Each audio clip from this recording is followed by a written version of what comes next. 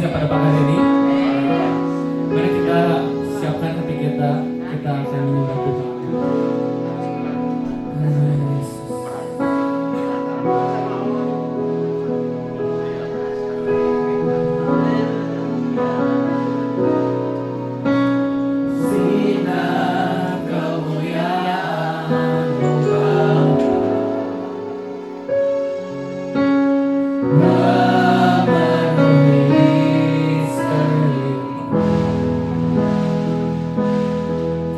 Rasakan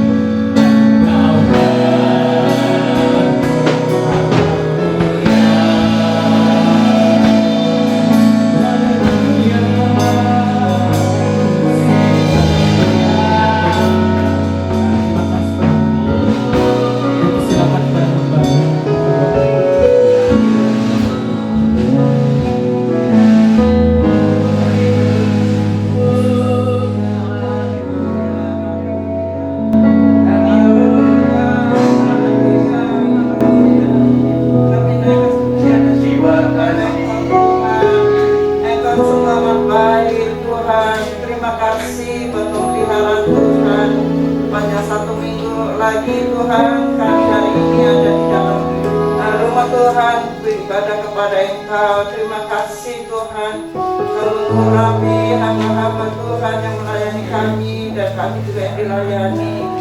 Roh Kudus bekerja dan menjamah hati pikiran kami agar kami tertuju kepada Engkau. Tuhan, terima kasih buat hari ini kami boleh ada bersama-sama karena hati kami merindukan Engkau Tuhan, untuk beribadah bersama di dalam rumah Tuhan. Kami berdoa buat mereka yang tidak sempat hadir dalam ibadah di gereja, biarlah mereka ibadah di rumah juga dengan setia. Terima kasih Tuhan, kami serahkan mereka yang belum bersama kami, yang masih dalam perjalanan. Tuhan berkati, Tuhan lindungi, dan kami mau serahkan dan membuka ibadah ini dalam nama Tuhan Yesus, pengharapan jiwa kami. Haleluya, amin. Silakan saya untuk bangkit berdiri. Semangat puji Tuhan. Amin. Dari kemuliaan sampai kemuliaan. Dari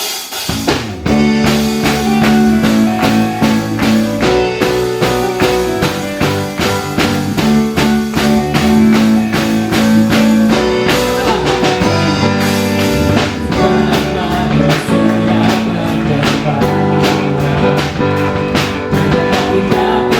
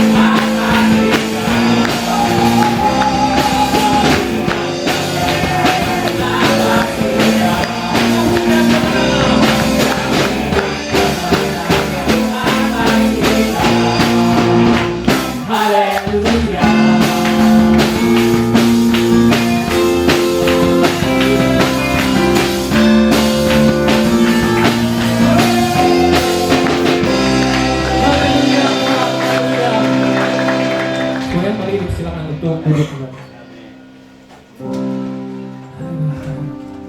Mari kita masuk lebih dalam lagi. Mari kita persiapkan hati kita lebih untuk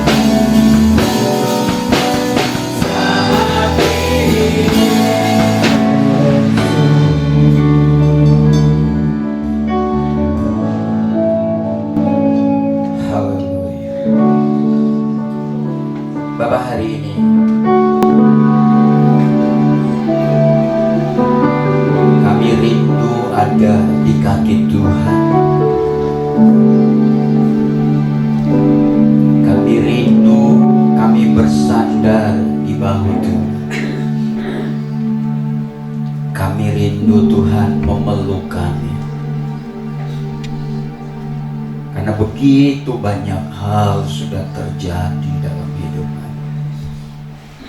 Kami mau di dalam rumah-Mu ini kami dipulihkan oleh Tuhan. Diperbaharui kembali kekuatan kami. Diperbaharui kembali semangat kami. Diperbaharui kembali kerinduan-kerinduan kami yang mungkin sudah mulai padam, untuk semakin dekat dan melayani Engkau. Mungkin karena kesibukan kami, mungkin karena persoalan-persoalan kami yang tidak kunjung selesai, menekan hidup kami, menekan semangat kami. Di hari-hari ini seakan-akan kami tidak mau berjalan, tidak mau melanjutkan kembali rencana Tuhan dalam hidup kami. Karena terlalu capek kami, terlalu capek hati kami, terlalu letih hidup kami menghadapi persoalan-persoalan yang sedang terjadi. Oleh sebab itu hari ini kami mau pulang mendapatkan kekuatan baru dari Tuhan. Kami mau pulang kembali dengan sukacita. Kami mau pulang kembali bersemangat untuk melayani Tuhan, bekerja di ladang Tuhan, bekerja kembali, melakukan segala aktivitas kami di dalam Tuhan. Berfirmanlah Engkau Bapa di dalam surga. Hamba menyerahkan pemberitaan firman ini, Roh Kudus, ke dalam tangan. Berbicara Engkau, taruh hikmat-Mu kepada kami, supaya kami bukan hanya bisa mendengar, bukan hanya kami sanggup untuk merenungkannya, terlebih kami sanggup untuk melakukannya. Diberkatilah kami yang mendengar, merenungkan, dan melakukan firman. Haleluya. Amin. Shalom Bapak dan Ibu. Senang bisa bersama-sama hari ini. Hari ini tetap masih berbicara tentang rajin, ya. Katanya berdekatan dengan ketekunan, hampir sama artinya dengan ketekunan. Tapi hari ini saya berbicara tentang kekuatan dari sebuah ketekunan, gitu ya. Boleh kita lihat di Ibrani pasal yang ke-10. Kitab Ibrani pasal yang ke-10 ayat yang ke-36. Ada banyak orang tidak tahu siapa penulis Ibrani ini. Banyak orang mengatakan yang menulis kitab Ibrani ini Paulus, tapi ada banyak juga orang mengatakan bukan Paulus. Tapi pasti yang menulis ini ada di dalam naungan Roh Kudus, sehingga semua tulisan-tulisannya itu tidak salah dan memang benar-benar bermanfaat bagi kita. Oke, kita sudah dapat. Boleh sekali lagi kita berdiri? Boleh sekali lagi kita berdiri. Seperti biasa kita bacakan satu ayat ini saja. Ibrani pasal yang ke-10 ayat yang ke-36. Kita bacakan sama-sama. 1, 2, 3. Sebab kamu memerlukan ketekunan, supaya sesudah kamu melakukan kehendak Allah, kamu memperoleh apa yang dijanjikan itu. Silakan dulu. Dikatakan oleh penulis Ibrani, saya, saudara yang hadir hari ini, memerlukan ketekunan. Jadi tidak ada seorang pun yang tidak memerlukannya. Jadi saya dan saudara, siapapun kita, apapun kondisi kita, apapun situasi yang sedang kita hadapi, dikatakan kamu memerlukan ketekunan. Saya mengatakan secara singkat, ya, ketekunan ketekunan itu adalah kemampuan saya, kemampuan saudara untuk bertahan di tengah tekanan dan juga di tengah kesulitan. Saya sebenarnya ingin menambahkannya, gitu ya. Ketekunan adalah kemampuan saya, kemampuan saudara untuk tetap bisa bergerak maju sekalipun ada tekanan, sekalipun ada kesulitan, sekalipun ada tantangan bersama dengan kita. Oleh sebab itu saya katakan saudara-saudaraku, saya setuju dengan pernyataan ini, saudara. Langkah 1000 kilometer itu dimulai dari satu langkah. Jadi saudara, untuk mencapai 1000 langkah di depan itu dimulai dari apa? Satu langkah di depan.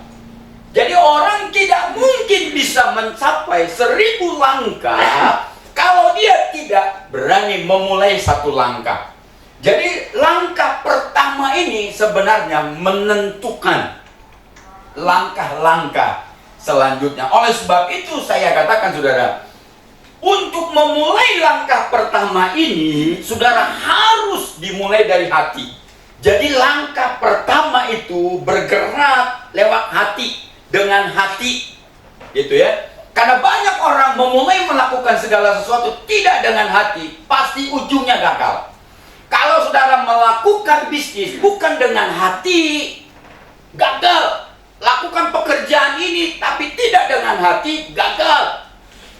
Punya kerinduan, punya keinginan, punya yang ini dan itu dan sebagainya, tapi tidak punya hati untuk melakukannya, pasti gagal. Oleh sebab itu saya katakan, untuk bisa mencapai ribuan langkah ke depan, saudara, langkah pertama saya ajak saudara itu hati. Jadi saudara harus memulainya dari hati. Saya sangat setuju yang saudara pasti pernah lihat gambar ini, ya kan? Saudara pasti udah, ini sangat terkenal. Gambar ini diambil dari karya Napoleon Hill. Ini gambar yang sangat terkenal dan sangat populer, saudara-saudaraku.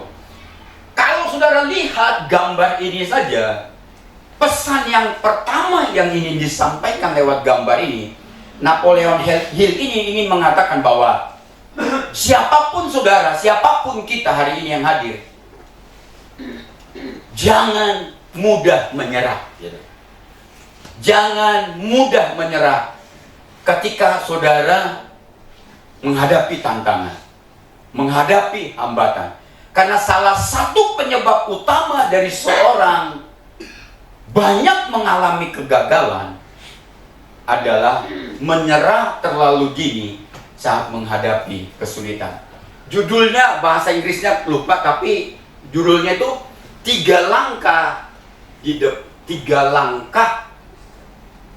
emas di depan emas. Udah di depannya emas, tinggal 3 langkah lagi emas sudah ada di depannya. Lupa bahasa Inggrisnya. Tapi Napoleon Hill ini ingin menjelaskan, memberitahukan kepada saudara, kalau sudah dimulai, saudara-saudaraku, apapun pasti ada tantangan, pasti ada hambatan, pasti ada tantangan gitu ya. Kalau saudara sudah memulai, jangan berhenti.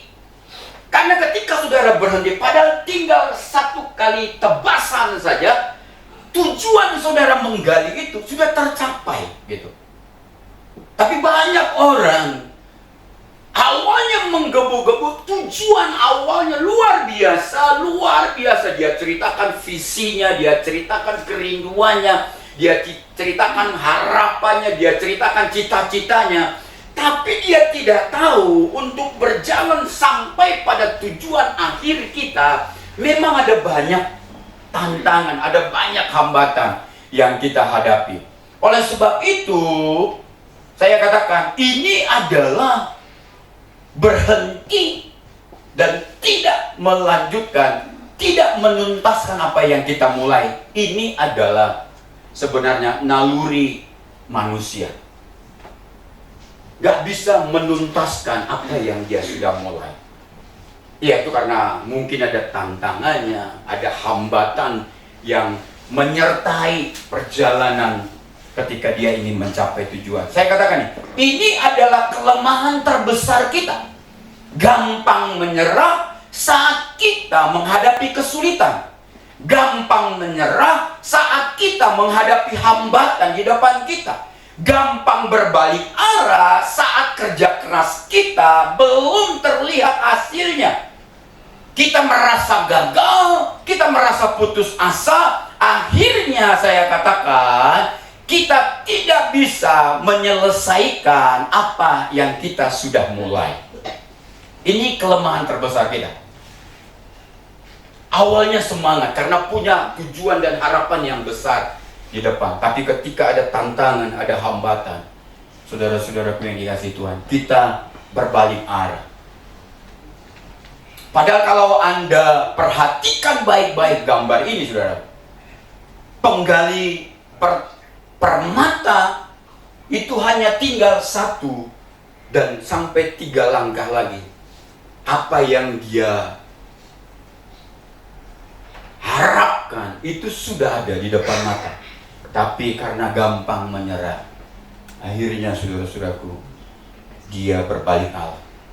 Hanya tinggal 1 sampai 3 langkah lagi, dia akan berhasil pada tujuan awalnya. Mengapa dia mau mulai? Dia akan menjadi kaya raya, saudara-saudara. Oleh sebab itu, pernyataan si penulis ini, saudara-saudara, si Napoleon Hill ini mengatakan, setiap kemalangan, setiap kegagalan, setiap kesulitan membawa benih manfaat. Tidak ada kesulitan yang tidak bermanfaat pada tujuan kita. Setiap kemalangan dikatakan, setiap kegagalan, setiap kesulitan itu membawa benih manfaat yang setara atau lebih besar dengan apa yang akan kita dapatkan. Oleh sebab itu dikatakan, jangan berbalik ketika ada kemalangan. Jangan lari ketika saudara menghadapi kegagalan.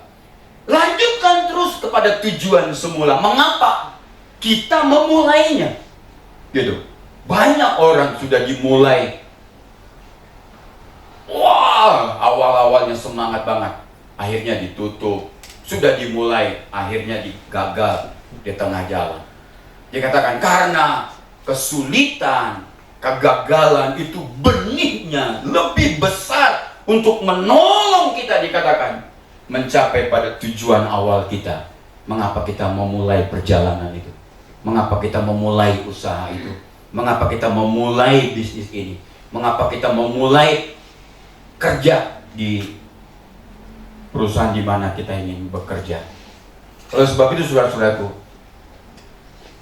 lebih dari 500 orang tersukses di Amerika, ini penelitian juga, memberitahukan bahwa kesuksesan terbesar mereka muncul hanya 1 langkah setelah mereka mengalami kekalahan.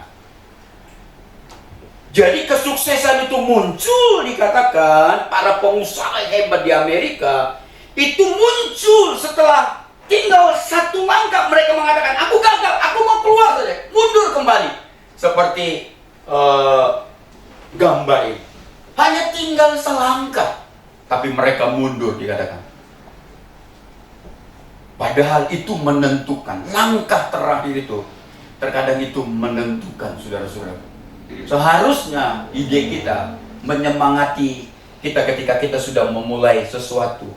Pertama, tujuan awalnya mengapa kita memulai, itu membuat kita semangat. Yang kedua, seharusnya langkah pertama akan semakin dekat pada tujuan. Apa? Tujuan awal kita. Langkah kedua semakin dekat. Langkah ketiga, langkah keempat. Itu akan membuat kita semakin bersemangat bahwa langkah-langkah berikutnya, walaupun ada tantangan, walaupun ada hambatan, akan membuat kita semakin dekat pada tujuan awal kita. Kegagalan itu saya sudah buat di IG saya. Kegagalan itu penipu. Kegagalan itu sangat licik. Kegagalan itu sangat memahami kelemahan manusia, yaitu gampang menyerah. Kegagalan itu senang sekali menjegal kita di langkah-langkah terakhir untuk kesuksesan. Dia jegal kita supaya apa? Yang nyaris keberhasilan, nyaris sudah di tangan kita. Kadang kegagalan itu menjegal kita supaya kita tidak mendapat apa yang seharusnya kita dapat. Oleh sebab itu saya katakan, kegagalan itu penipu. Dia sangat licik. Dia buat kita sedemikian rupa supaya kita berhenti mencapai tujuan kita, mencapai cita-cita kita, mencapai harapan kita. Kegagalan itu penipu, dia tipu kita, dia ngomong. Kemarin waktu kami pergi ke Tahura, anak saya ini kan, anak saya yang paling gede itu, sudah saya malah tidak tahu itu hanya tinggal 100 meter pada tujuan kami. Dia udah capek, dia ngomong, "Papi, aku mau pulang." Dia ngomong, "Udah nggak bisa, udah ngap-ngapan, udah lemas, udah mau pingsan." Dia, saya ngomong, "Ini masih jauh." Kami berdua, mamahnya dan saya dan Jessica. Dia ngomong, "Aku mau pulang, aku udah nggak kuat." Kita kasih air, dia ngomong, "Nggak mau lagi melanjutkan." Waktu tengok, tinggal dekat. Betul, waktu kita melangkah, nggak sampai 10 langkah, sudah kita lihat rombongan yang mendahului kami, sudah pada duduk. Saya berpikir itu langkah terakhir, maksudnya tujuan terakhir. Betul, saudara-saudara. Coba kalau anak saya malah dipanas-panasin, mau naik Grab gak sih, pulang sendiri. Artinya saudara-saudara, banyak kita terkadang tuh udah di depan mata kita, tujuan akhir kita. Coba dia ngomong, "Papi, aku mau pulang." "Oh yaudah deh, Ci, aku juga capek, pulang yuk." Padahal yang kita sudah jalanin hampir 3 kiloan, tinggal 100, hampir lebih 3 kilo ya. Lebih 3 kilo sudah kita lalui, hanya tinggal 100 meter. Tapi selalu kegagalan itu ngomong, "Pulang, capek kamu. Mana ujungnya?" Padahal kita sudah, walaupun terkadang tujuan awal kita nggak bisa lihat ujungnya, kegagalan itu ngomong mana ujungnya. Langkah saja pasti tercapai. Nah, inilah persoalannya. Oleh sebab itu saya katakan, kegagalan itu senang sekali menggejegal kita ketika kesuksesan sudah nyaris di tangan kita. Hati-hati kegagalan. Kegagalan itu tahu siapa kita, tahu kelemahan kita. Kita akan berbalik arah ketika ada tantangan di depan kita. Kita akan berbalik arah ketika ada masalah kita hadapi. Kita akan berkata, "Balik yuk." Itu akan sama seperti yang dilakukan oleh orang Israel. Awal-awal mereka keluar dari tanah Mesir, mereka pesta pora, mereka semangat. Mereka bisa bawa semua hasil jerih lelah mereka selama di Mesir. Mereka bawa ternak mereka, bisa mereka bawa panci-panci, mereka bawa istri anak, semua bahagia ingin keluar dari perbudakan. Tidak lama mereka keluar dari Mesir, Fir'aun dan tentaranya itu nyusul. Ketika nyusul, mereka hanya lihat debu. Debu apa? Debu derap kuda. Langsung orang Islam mengatakan, "Balik! Pulang lagi!" Kenapa? Mereka berpikir balik itu, berbalik arah itu solusi yang paling tepat. Tuhan mengatakan, jangan berbalik. Ketika kita berbalik, kita tidak akan pernah mencapai tujuan akhir kita. Tujuan mengapa kita keluar dari Mesir. Mereka sudah tahu ketika mereka keluar dari Mesir, ada dikatakan madu dan susu yang bisa dinikmati di tanah Kanaan. Kita selalu begitu, saudara. Saya mengatakan kepada saudara hari ini, itulah sebabnya penulis Ibrani dikatakan tadi yang kita baca tadi mengatakan, Kita memerlukan ketekunan, karena ketekunan itu keteguhan hati untuk tetap berjalan, untuk tetap melakukan, untuk tetap berdiri. Sekalipun kita jatuh dan bangun, kita harus tetap bangun ketika kita jatuh.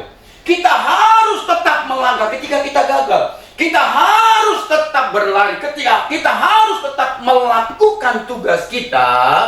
Sekalipun ada hambatan dan tantangan di depan kita. Hanya dengan cara seperti itulah kita bisa menjadi pemenang, mencapai tujuan awal mengapa kita memulainya. Itulah sebabnya dikatakan kita memerlukan ketekunan. Karena ketekunan ini membuat kita tetap berdiri saat kita jatuh. Membuat kita tetap berjalan saat orang mengatakan jangan jalan, berhenti, balik saja. Coba kalau kita balik, saudara-saudaraku. Anak saya, karena saya kasihan sama saya sudah ngomong, gimana lebih? Janganlah, beberapa langkah lagi mungkin orang, saya nggak tahu tujuan awalnya sih. Tujuannya kemana, tapi tujuannya sampai di tujuan itu makan bersama. Saya berpikir makan ini loh, sampai 4 kilo pasti makanannya enak. Betul, saudara-saudaraku. Suasananya dingin, hujan, dapat makanan gorengan, goreng pisang, pisang bakar, aduh kopi. Saudara yang bayangin pasti yang lain-lain, saya bayangin yang kesukaan saya. Makanannya enak. Coba kalau kita hanya 100 meter, kami kembali. Apa yang terjadi, saudara? Kami melakukan perjalanan lebih jauh tanpa menghasilkan apa-apa. Itu namanya kesia-siaan. Saudara-saudaraku yang dikasihi Tuhan, dengarkan ini baik-baik. Kegagalan hanya dapat dilawan dengan ketekunan. Itulah sebabnya penulis Ibrani mengatakan, kamu ini memerlukan ketekunan kalau ingin melanjutkan perjalanan iman di dunia ini. Karena iman kita itu, kita menghadapi banyak hal luar biasa yang bisa terjadi dalam hidup kita. Kegagalan hanya dapat dilawan dengan ketekunan. Kegagalan hanya dapat dilawan dengan kerja keras. Kegagalan hanya dapat dilawan tanpa tidak gampang menyerah. Dengar ini, semua kita pernah menghadapinya dengan kegagalan. Oleh sebab itu saya katakan, tujuan dari kegagalan itu menjegal kita di akhir-akhir, atau ya tinggal langkah terakhir dia jegal kita. Supaya apa? Supaya iman kita goyah. Supaya iman kita di dalam Yesus itu goncang. Supaya kita nggak mau bersandar kepada Tuhan. Agar iman kita bergeser dari Yesus kepada yang lain. Itulah sebabnya banyak orang Kristen meninggalkan Yesus saat mereka menghadapi dan mengalami kegagalan. Gagal bisnis ini, gagal usaha ini, gagal dagang ini, gagal dagang itu, gagal, dan lain sebagainya. Sebab itu di Kolose pasal, kalau saudara lihat di Kolose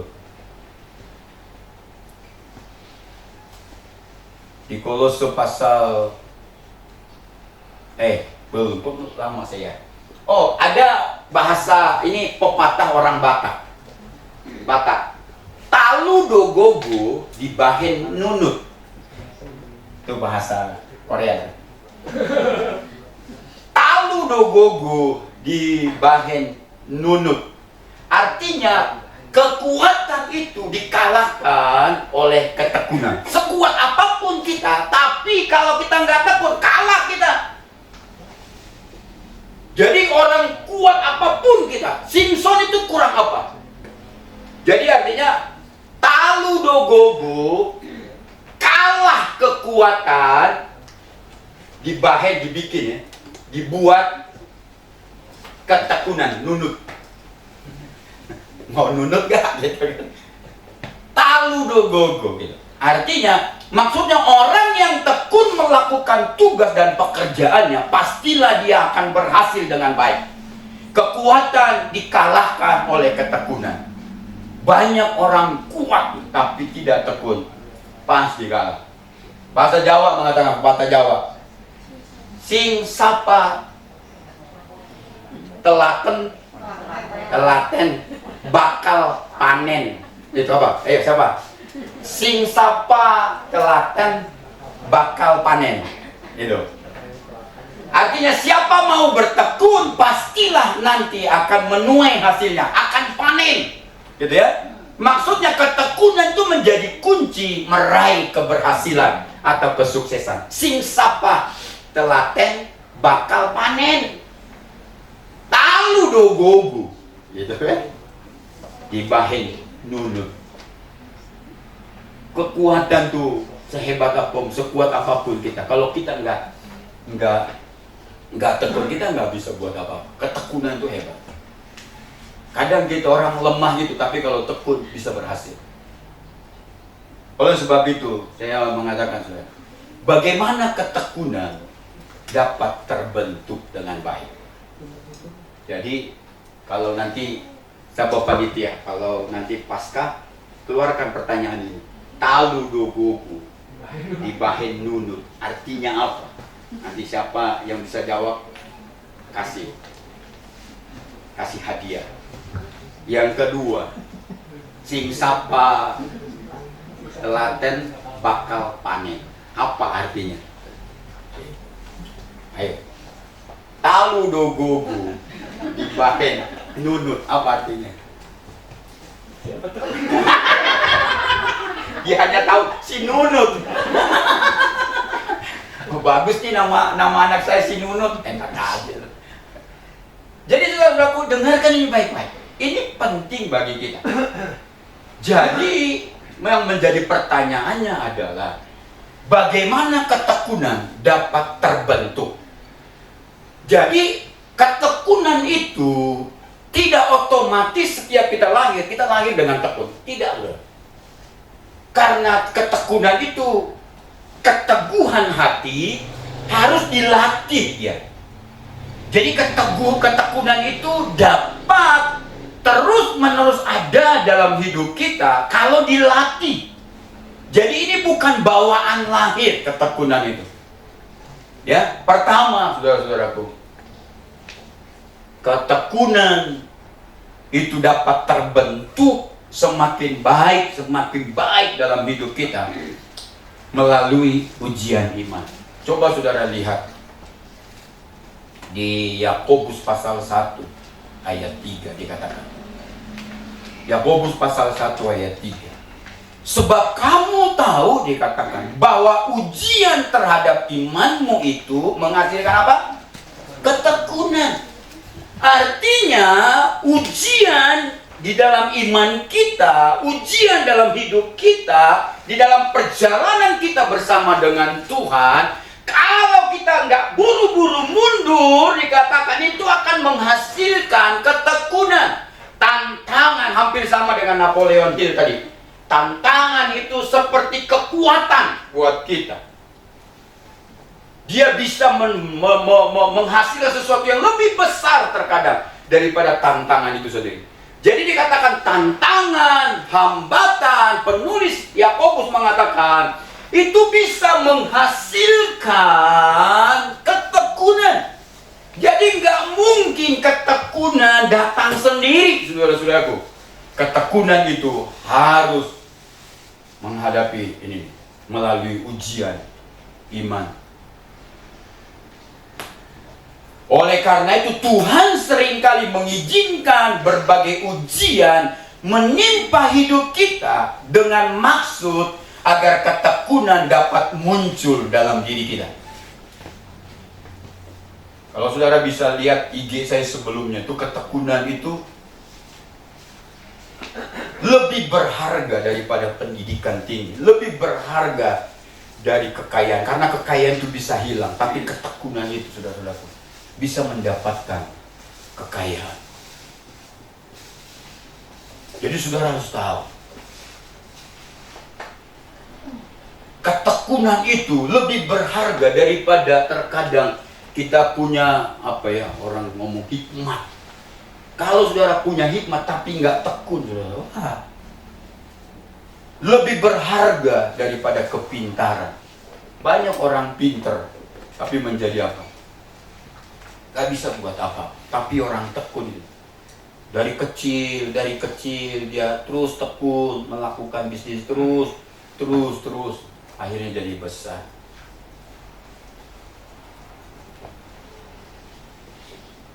Oleh karena itu saya katakan, Tuhan seringkali mengizinkan berbagai ujian menimpa kita. Oleh sebab itu jangan lari dari ujian, saudara. Jangan merasa bahwa ujian ini menyulitkan kita. Ujian ini seakan-akan menarik kita mundur. No. Sebenarnya ujian ini mempersiapkan kita untuk menghadapi tantangan yang ada di depan yang mungkin lebih besar, supaya kita tetap bisa menghadapinya. Banyak Goliat yang lebih besar di depan kita. Oleh sebab itu, ketika Tuhan melatih iman kita dengan apa? Berbagai-bagai persoalan, berbagai-bagai kesulitan, berbagai-bagai tantangan, berbagai-bagai pencobaan. Dengar ini baik-baik. Tujuannya supaya kita menghasilkan ketekunan, bukan menghancurkan kita. Berapa kali saya katakan di Roma pasal 5 ayat 3 dan 4. Dan bukan hanya itu saja, Paulus mengatakan kita malah bermegah juga dalam kesengsaraan. Jadi senang kalau dia dapat sengsara gitu. Karena kita tahu, dia katakan apa? Bahwa kesengsaraan itu apa? Menimbulkan ketekunan. Dan ketekunan itu menimbulkan tahan uji. Tuh, ketekunan itu menimbulkan kita tahan uji. Tahan tantangan, tahan menghadapi badai, tahan menghadapi persoalan, tahan menghadapi kesulitan. Ketekunan itu. Oleh sebab itu, dengar ini sekali lagi saya katakan, ketekunan itu tidak didapat secara otomatis, tapi itu dilatih. Karena itu menyangkut keteguhan hati. Dilatih terus. Rupanya Tuhan untuk melatih keteguhan kita itu lewat tantangan, lewat persoalan, lewat kesulitan, lewat berbagai-bagai hal. Karena dikatakan ketekunan menimbulkan tahan uji. Tahan uji menimbulkan pengharapan.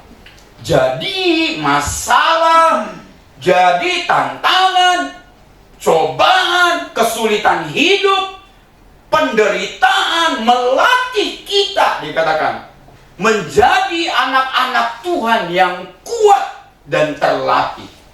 Tahan uji. Saudara-saudaraku, banyak orang mengatakan masa-masa ini adalah masa di mana kita diuji imannya. Banyak sekali uji imannya gitu. Apakah kita kuat, tetap bertahan atau tidak?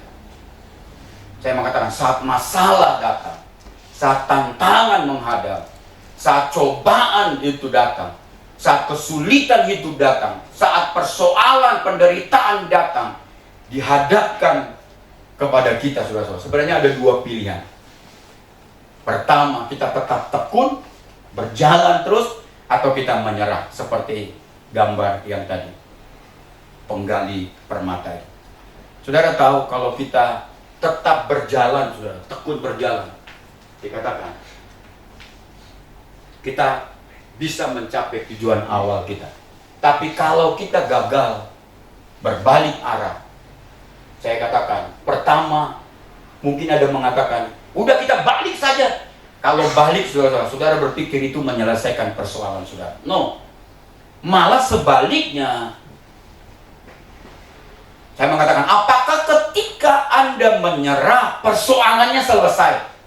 Apakah ketika Anda berbalik arah, pulang kembali, nggak mau melanjutkannya, dan berkata bahwa itu menyelesaikan persoalan? Tidak, saya katakan. Justru ketika kita menyerah, kita berbalik arah, dia akan membawa gerbong yang lain. Gerbong pertama yang akan dia bawa adalah kekalahan. Jadi jangan berpikir kita menyerah itu berarti menyelesaikan semuanya. Tidak, justru rupanya membawa gerbong-gerbong yang lain dalam hidup kita. Pertama, jelas kita dianggap kalah. Yang kedua, orang yang berbalik dan menganggap dia gagal itu adalah frustasi. dia akan frustasi, dia akan kecewa, dia akan semakin terpuruk. Gerbong yang lain, dia kehilangan pengharapan, dia tidak akan lagi berani untuk mencoba dari awal ketika dia gagal. Banyak orang nggak mau mencoba dari awal ketika gagal. Mengapa, saudara-saudaraku? Orang beberapa perempuan tidak mau menikah dan menetapkan hatinya sudah tidak mau lagi menikah. Pertama, saudara lihat, paling banyak alasannya karena pernah putus dan sudah tidak percaya lagi sama laki-laki. Persoalan yang lain, sibuk tidak, tapi lebih banyak mereka tidak percaya sama laki-laki. Kalau perempuan, karena dikhianati, perempuan ini ketika dia tidak mau lagi mulai mencoba dan membuka hatinya buat laki-laki yang lain.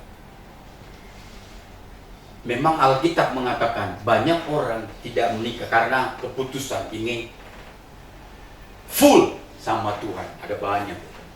Tapi di dunia sana, saudara-saudara, salah satu penyebab laki-laki kah, perempuan kah, tidak mau membuka hatinya lagi kepada yang perempuan kepada laki-laki, yang laki-laki kepada perempuan, karena mereka sudah sakit hati. Mereka merasa gagal.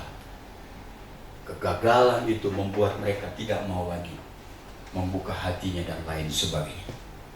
Gerbong yang lain, ketika saudara mengatakan mundur, berbalik arah, tidak mau melanjutkan dengan tekun, saudara-saudaraku, gerbong yang lain adalah saudara akan kehilangan iman.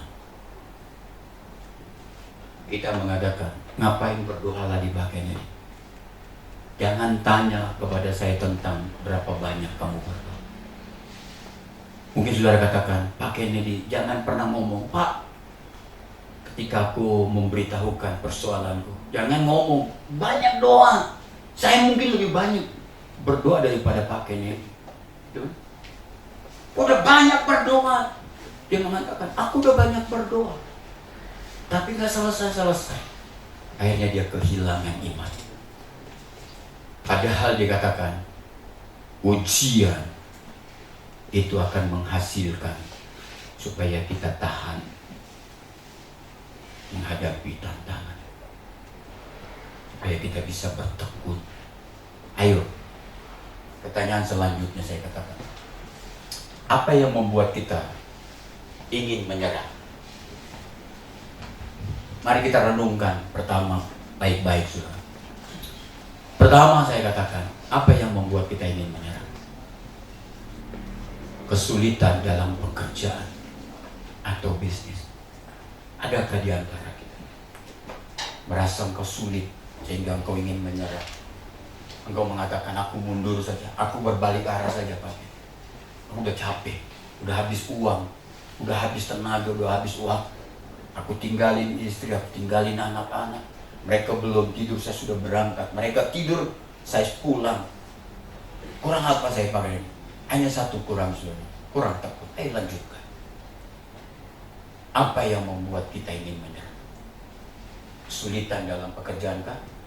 Atau kesulitan dalam bisnis atau usaha? Yang kedua, apakah pasangan hidupmu membuat engkau ingin menyerah? Saya mau beritahukan kepada saudara. Ini kerap kali saya beritahukan contoh ini, saudara. Waktu kemarin perkumpulan pendeta-pendeta juga saya beritahukan contoh ini. Ada seorang anak gembala sidang. Anak gembala sidang ini yang perempuan menikah dengan seorang, ya laki-laki pasti, dan suaminya ini pemabuk. Dia kalau sudah mabuk, kalau mukul istrinya sih hanya dengan pukul sayang sih ya. Enggak, ini dia tendang, dia pukulin istrinya. Beberapa kali itu dibawa papahlah perempuan ini masuk rumah sakit.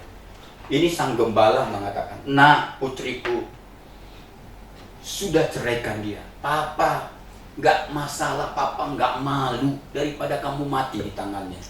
Karena itu tulang rusuknya udah patah. Karena dia setiap mabuk pasti dia tendang dia. Dia pukul itu, kalau mukul bukannya main-main, dia bukan pukul sayang. Gitu ya, bukan slow. Atau dia waktu itu dia peluk. Bukan. Akhirnya dia ngomong, papa tidak malu jadi gembala. Kalau jemaat mengatakan sudah keluar saja jadi gembala, aku akan siap pertaruhkan jadi gembala. Cerai saja. Tapi si perempuan ini, istrinya, dia ngomong, papa,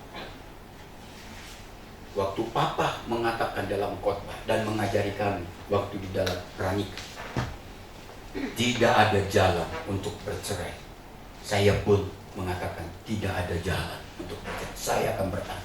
Akhirnya saudara-saudara, pendek cerita, istrinya mati. Dia tendang ulu hatinya atau paru-parunya waktu dia mati. Saudara tahu apa yang ingin saya sampaikan? Keteguhan, ketekunan sang istri untuk memegang firman tidak boleh bercerai. Satu-satunya perceraian hanya bisa dilakukan hanya maut. Dia mengorbankan diri. Saudara tahu tidak? Tangis papanya yang paling besar. Dia mengatakan, saya siap mengorbankan kegembalaan saya. Ditolak sama jemaat. Asal putri saya ini bebas. Dia udah punya feeling sudah bahwa anak ini pasti mati. Karena nggak bertobat tuh si bapak ini, si suami. Karena ditendang katanya, paru-paru tubuh hati. Mati, hari itu juga.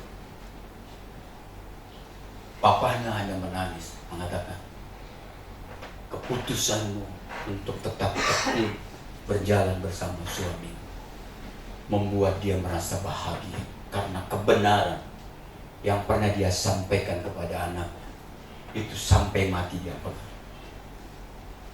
Kadang ketekunan itu harganya mahal. Tapi percayalah, kalau engkau tekun pasti sampai kepada akhirnya. Apakah saya mengatakan? Apa yang membuat hari ini ingin menyerah, ingin berbalik ke belakang? Pasangan hidupmu mengatakan pakai ini aku sudah tidak. Atau keuangan yang buruk, uang kita udah susah, kita udah masa-masa sekarang ini sudah banyak perceraian itu karena keuangannya buruk. Ini sudah, aku udah ingin menyerah pakai ini. Sekarang ini di rumah tangga kami, keuangan kami itu udah buruk sekali, udah nggak bisa buat apa-apa lagi. Ini sudah ingin menyerah. Apakah cita-cita yang tampak mustahil bagi saudara menyerah? Saudara punya cita-cita yang sebenarnya luar biasa, tapi melihat kondisi orang tua, melihat kondisi sekeliling, saudara katakan aku mau menyerah saja pakai ini. Cita-cita ini mustahil, mungkin mustahil bagi saya. Tapi saudara ingat, inilah sebabnya penulis Ibrani dikatakan, itulah sebabnya kita memerlukan ketekunan untuk mencapai ini. Jangan menyerah. Apakah pernikahan yang diambang kehancuran? Engkau ingin menyerah? Apakah depresi yang berkepanjangan? Apakah pergumulan melawan dosa?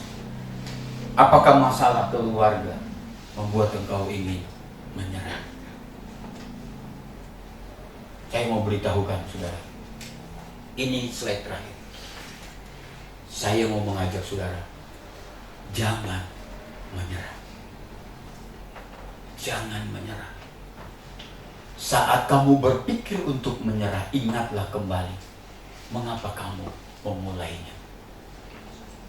Mengapa kamu memulai langkah pertama itu untuk siapa? Untuk apa? Saya katakan semua kesulitan di atas, semua tantangan di atas mungkin membuat engkau ingin berbalik arah, sama seperti pencari permata. Dengar ini, kegagalan itu mengajak kita untuk berbalik. Kegagalan itu mengatakan, udah janganlah diteruskan. Padahal sudah tinggal satu langkah di depan kita. Sudah tinggal keberhasilan itu ada di mata kita. Tinggal di tangan, hampir sudah tinggal kita terima tangan kita. Tapi kegagalan mengatakan, mundur berbalik. Kamu nggak kuat dan lain sebagainya. Tapi dengarkan ini, saya mengatakan. Penulis Ibrani mengatakan, itulah sebabnya kamu membutuhkan ketekunan untuk tetap berjalan, untuk tetap melangkah, untuk tetap percaya kepada Yesus, untuk tetap beriman kepada Yesus, bahwa Yesus menyertai saudara sekalipun saudara ada di dalam lembah bayang-bayang maut. Supaya apa? Supaya apa yang kau mulai, dikatakan engkau bisa hasilnya engkau nikmati. Apa yang sudah kau mulai engkau berhasil. Bukankah itu maksud Tuhan yang dikatakan kamu lebih daripada pemenang? Lebih daripada pemenang. Karena ujungnya ada di sana. Tuhan menyertai kita. Ketika kesulitan demi kesulitan kita terima, kita hadapi tantangan demi tantangan, pencobaan demi pencobaan kita alami. Jangan menyerah. Jangan menyerah. Jangan menyerah. Mari kita berdoa bersama-sama. Kita naikkan satu pujian. Saudara sudah memuji Tuhan, sudah menyembah Tuhan, dan saudara sudah mendengarkan kebenaran firman Tuhan yang sama-sama sudah kita dengar, dan firman Tuhan ini sama-sama mengajak kita untuk melakukannya sehingga hal-hal besar terjadi dalam hidup kita. Oleh sebab itu, hari ini kita akan masuk di dalam perjamuan kudus. Persiapkan hati saudara, persiapkan diri saudara, sungguh-sungguh datang kepada Tuhan sekalipun saudara lakukan di dalam rumah. Datanglah dengan penuh hormat, datanglah penuh syukur kepada Dia. Oleh sebab itu, jangan datang dengan sembarangan, tapi datanglah dengan penuh sukacita, tapi juga dengan penuh hormat, karena kemuliaan Tuhan akan turun di tengah-tengah kita ketika saudara dan saya melakukan perjamuan kudus ini. Saya mau berdoa buat saudara, persiapkan anggur saudara, persiapkan roti yang melambangkan tubuh Tuhan, dan anggur yang disediakan melambangkan darah Tuhan. Mari kita bersama-sama berdoa sebelum kita melakukan perjamuan kudus ini. Bapa kami yang ada di dalam surga, hari ini kami sudah memuji-muji Tuhan, kami sudah menyembah Tuhan, sudah mengagung-agungkan Tuhan. Kami juga sudah mendengarkan firman Tuhan. Tuhan mengajak kami untuk melakukannya, untuk percaya seutuhnya, percaya sepenuhnya kepada Engkau. Oleh sebab itu kami tidak mau bimbang, kami tidak mau ragu di masa-masa pandemi ini. Kami mau tetap memegang firman-Mu, memegang tangan-Mu, percaya kepada janji-Mu. Dan hari ini teristimewa kami akan melakukan perjamuan kudus. Ini adalah perintah-Mu, dan ketika kami melakukannya, kami tahu Tuhan bersama dengan kami. Tuhan hadir di rumah kami masing-masing, menjamah setiap unsur-unsur dari perjamuan ini. Bukan hanya menjamah, tapi memberkatinya. Bukan hanya memberkatinya, tapi menyatakan kemuliaan-Mu, menyatakan kuasa-Mu, menyatakan mujizat-Mu di dalam hidup kami masing-masing. Kalau kami sakit, jamah dan sembuhkan oleh kuasa bilur-bilur-Mu. Sembuhlah kami. Kalau kami berbeban berat, angkat dan beban kami. Beri kami kelegaan dan sukacita. Kalau kami menghadapi persoalan-persoalan yang lain, Tuhan tolong kami supaya kami melihat kuasa-Mu yang nyata di dalam hidup kami. Terpujilah Engkau Bapa. Sekali lagi, kuduskan kami, sucikan kami, layakkan kami untuk menikmati, untuk mengambil bagian di dalam perjamuan kudus ini. Sekali lagi, taruhlah tangan-Mu di atas kedua unsur ini dan nyatakan kemuliaan. Haleluya, haleluya. Angkatlah roti saudara yang melambangkan tubuh Tuhan. Angkat tinggi-tinggi dan izinkan Tuhan menjamah, mengurapi dan menyatakan kemuliaannya. Dan dengarlah firman Tuhan. Sebab apa yang telah kuteruskan kepadamu, telah aku terima dari Tuhan, yaitu bahwa Tuhan Yesus pada malam waktu ia diserahkan mengambil roti. Dan sesudah itu ia mengucap syukur atasnya. Ia memecah-mecahkannya dan berkata, inilah tubuhku yang diserahkan bagi kamu. Perbuatlah ini menjadi peringatan akan aku. Mari kita memakannya di dalam nama Tuhan Yesus Kristus.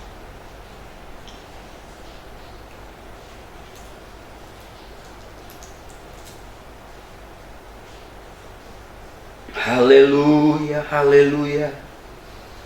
Oh glory, haleluya, haleluya. Panggil Tuhan kita. Bersyukurlah saudara-saudaraku, ucapkanlah syukurmu, panggil nama Tuhan kita. Berseru-serulah, agungkan namanya. Berterima kasihlah karena dia mau mati buat saudara dan saya. Haleluya, angkatlah cawan saudara di hadapannya dan izinkan cawan ini, cawan saudara, dijamah dan Tuhan menyatakan mujizatnya bagi saudara dan saya. Dan dengarlah firman Tuhan. Demikian juga ia mengambil cawan sesudah makan lalu berkata, cawan ini adalah perjanjian baru yang dimeteraikan oleh darahku. Perbuatlah ini setiap kali kamu meminumnya menjadi peringatan akan aku. Sebab setiap kali kamu makan roti ini dan minum cawan ini, kamu memberitakan kematian Tuhan sampai Ia datang. Mari kita meminumnya di dalam nama Tuhan Yesus Kristus. Bersorak-sorailah kepada Tuhan. Katakan terima kasih untuk kesembuhan yang Tuhan berikan kepada kami. Terima kasih untuk kekuatan yang Tuhan berikan kepada kami. Terima kasih untuk firman-Mu. Terima kasih Tuhan kami. Terima kasih untuk janji-janji Tuhan dalam hidup kami. Terima kasih untuk pertolongan-Mu dari hari ke hari. Terima kasih untuk berkat-berkat yang selalu baru buat kami. Terima kasih untuk kesegaran. Terima kasih untuk pemulihan. Terima kasih untuk pengampunan yang Kau sediakan buat kami. Terima kasih untuk semua yang sudah kami terima dan akan kami terima. Terima kasih Bapa. Terima kasih Allahku yang dahsyat, Allahku yang heran. Terpuji-pujilah Engkau. Saudara-saudaraku yang dikasihi Tuhan, sebelum kita mengakhiri ibadah kita hari ini, mari angkat tanganmu. Kita akan mengakhiri ibadah kita. Kita mengucap syukur di atas semua dari ibadah kita hari ini. Engkau yang sudah diberkati, katakan bersyukurlah.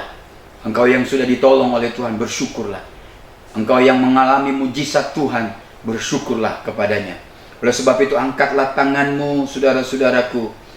Terimalah berkat dari Allah Bapa kita, kasih sayang dari Yesus Kristus, serta persekutuan dari Roh Kudus akan menaungi, memberkati, juga menyertai saudara hari ini sampai selama-lamanya. Haleluya. Mari kita katakan amin.